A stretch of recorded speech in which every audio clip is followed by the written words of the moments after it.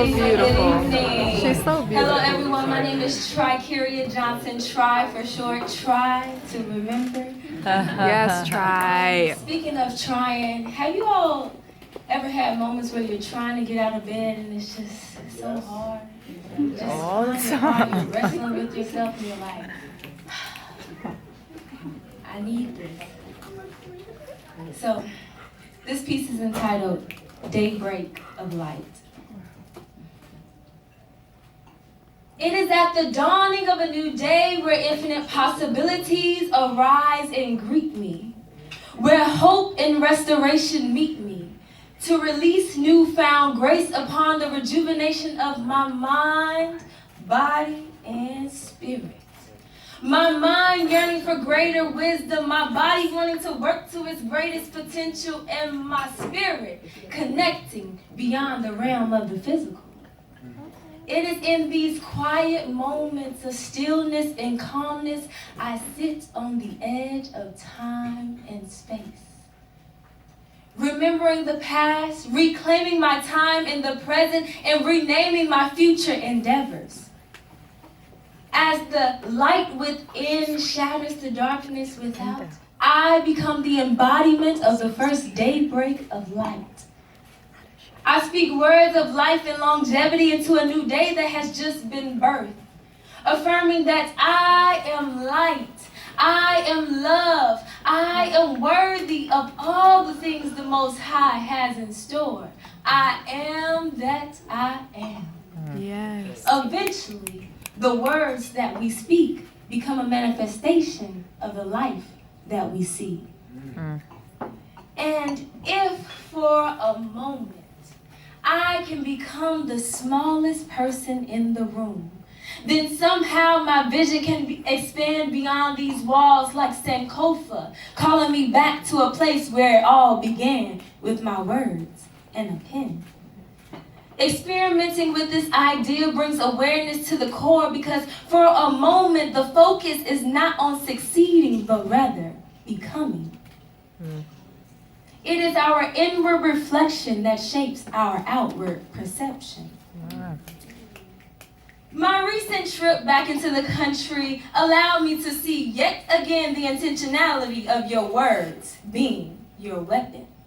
As I proceeded through customs, like all of those ahead and behind, I was stopped by security, puzzled as to why it seemed I had become accustomed to being treated like one who had experienced more than this country of the free continues to bury beneath the soil of our feet. And if I could take a pause, security looked me in the face and stated, the cameras are on. They have to see me doing my job. Appalled, I took a breath to exhale what I could not control. As I was led to the back with 3 other women who had been stopped and questioned, I was the first to be searched. As they leafed through my items, pulled out my neatly situated things, security looked me in the face and said, you see, I was gonna let you go, but you started asking me all those questions, so I had to bring you to the back. I stood firmly with my head held high and proclaimed, I have the right to speak and ask questions pertaining to my well-being. And as I answered the phone to assure my mother that I was okay, he began to threaten and yell and insist that I get off the phone. As his voice raised, I felt something rise up in me, like that first daybreak of light that shatters the darkness. It is in that moment that I realized no weapon formed against me shall prosper. Within a second, I was permitted to take my belongings and leave. As I walked away from the face of adversity, the tears began to flow. How many of my people don't have the opportunity to walk away from situations such as these? How many times have women's voices been silenced or shunned? And what will it take for us to overcome racism, discrimination, injustice, and inequality in this country?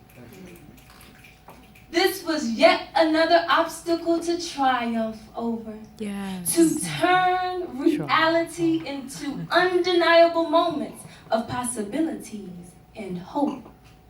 Triumph. For I knew that the light within was greater than the darkness present. My words became my power. We must not let those who do not see our value dictate our direction, take our investments, or impede our intellectual progression. Let's kill the naysayers by inspiring the dreamers, for every war that is won starts with believing. Yeah. Never let anyone silence your voice. When we become the smallest person in the room, there is something magical that takes form, and that is the power of choice. To choose consciousness over greed, love over hate, intellect over ego. To gain a power that will supersede. To choose, to consciously honor our own self-enlightenment. Yeah.